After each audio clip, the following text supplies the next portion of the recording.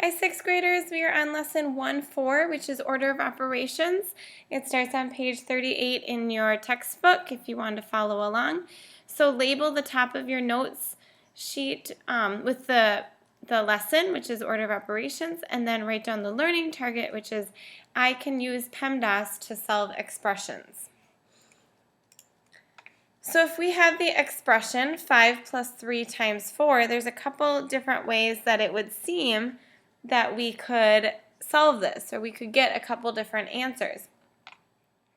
So if we go in the order from left to right, 5 plus 3 is 8.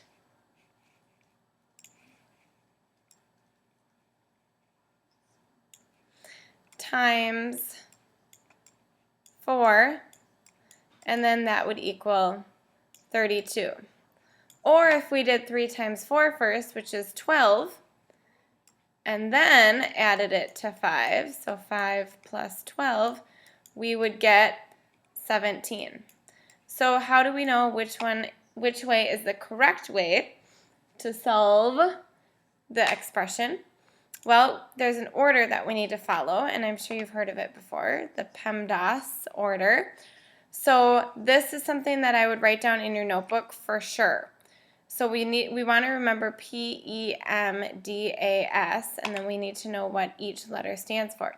So first, we always look for parentheses, and we solve whatever's in parentheses first. Then we look for exponents, and we solve our exponents first, or second.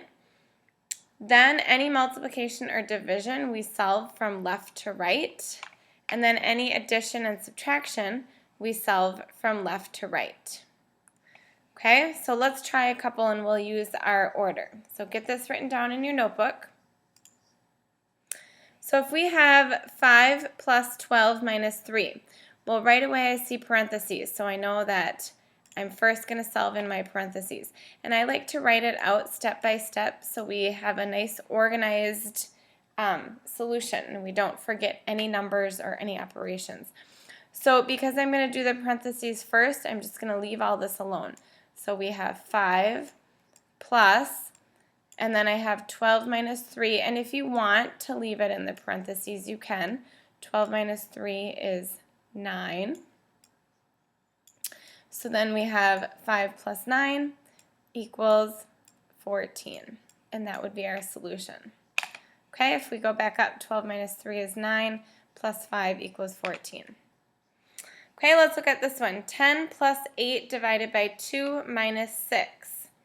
Okay, and by the way, I would write at least a couple of these down in your notebook so you have some examples. If you want to write all of them down, awesome. If you want to pick a couple that look confusing or hard to you, then do that.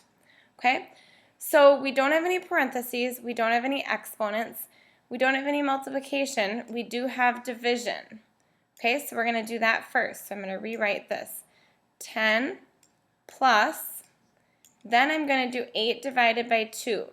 Okay, our division sign, we're used to it looking like that. Division sign can also look like this. Okay, 8 divided by 2, so 10 plus 4, and then I bring down my 6. So notice that the 10 and the addition stayed exactly the same. The minus 6 stayed exactly the same. We're just solving one step at a time. Now we just have addition and subtraction left, and it says to solve left to right. So that means we just go in order from left to right. So 10 plus 4 is 14. We'll rewrite this. 14 minus 6, and then we have 14 minus 6 equals 8. Okay, we have 5 times 3 squared minus 7. Okay, a lot of times we see this as our multiplication sign. We're going to be starting to use variables in our expressions, which involve letters. So more often than not, we're going to start to be seeing a dot, which also means multiplication. So this means multiplication. So we have no parentheses, but we have exponents. So we're going to do this first. So we have 5 times, and then 3 squared. Remember 3 squared, I'm going to write it right here, equals 3 times 3. not 3 times 2. 3 squared is not 6. 3 squared is 3 times 3, which is 9. Okay, so we have 5 times 9 minus 7. So then we do multiplication first and then our subtraction. So 5 times 9 is 45 minus 7. And we get 45 minus 7 would equal 38. Okay, and then last one on this page, 20 minus 2 times 4 minus 1 times 3. Another way that we know that this is multiplication, if there's a number right outside of our parentheses, we know that it's multiplied by everything in the parentheses. Okay, so we do our parentheses first. So we're going to rewrite 20 minus 2 times whatever's in the parentheses. So 4 minus 1 is 3. And then times another 3. Because we bring this times 3 down to there. Okay, so now we have no exponents. We have multiplication and division next. So I leave my 20 minus, and then I multiply from left to right. So 2 times 3 is 6, times 3 is 18. So 20 minus 18, which then equals 2. Okay, I want you to pause me and solve these two on your own in your notebook, and then when you unpause me, you can check your answers.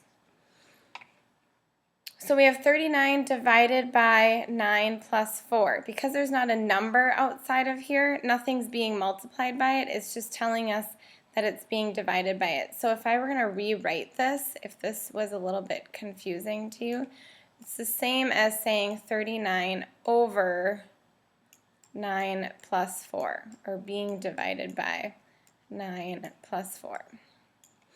Okay, so we have 39 divided, even though this is addition in here, we still do our parentheses first. So we have 39 divided by 9 plus 4 is 13.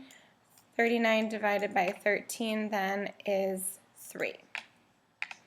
6 plus 8 divided by 2 plus 2 times 3 minus 1.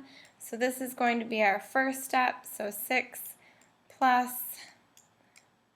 8 divided by 2 plus 2 times, and then 3 minus 1 is 2, so I bring that down. Now I do my multiplication and division from left to right. So 6 plus 4 plus 4, and then I add from left to right. So 6 plus 4 is 10, plus 4 equals 14. And then our last problem. Juan goes to the school book fair where paperback books are $1.50 and hardcover books are $3. Juan buys 5 paperback and 2 hardcover books. Write a numerical expression to find out how much Juan paid, and then solve the expression. Okay, so a numerical expression is an expression with numbers and operations, and then that you solve to find a solution.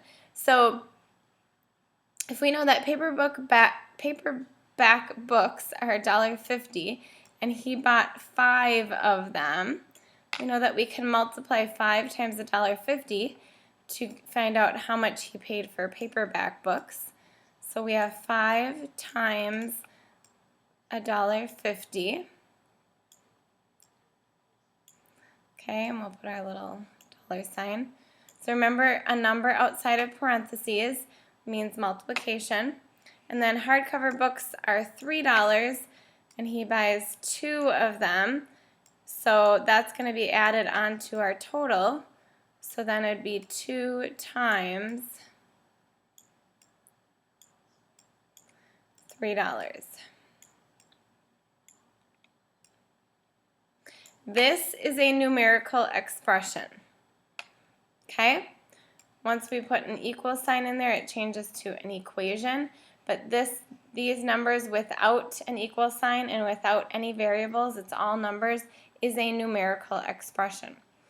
So we do our parentheses and multiplication first. So 5 times $1.50 would be, well, I know that $1.50 times 2 is $3.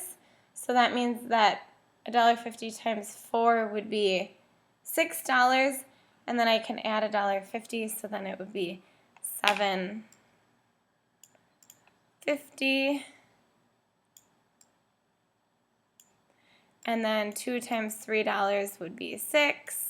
So $7.50 plus 6 would be $13.50. Okay, so here's our numerical expression, and then here's our solution. Okay, remember you can re-watch the video if you would like, or if you would like to look on the online textbook for more information. And then do not forget to log into NICU and take the Lesson 1-4 quiz. Have a super evening.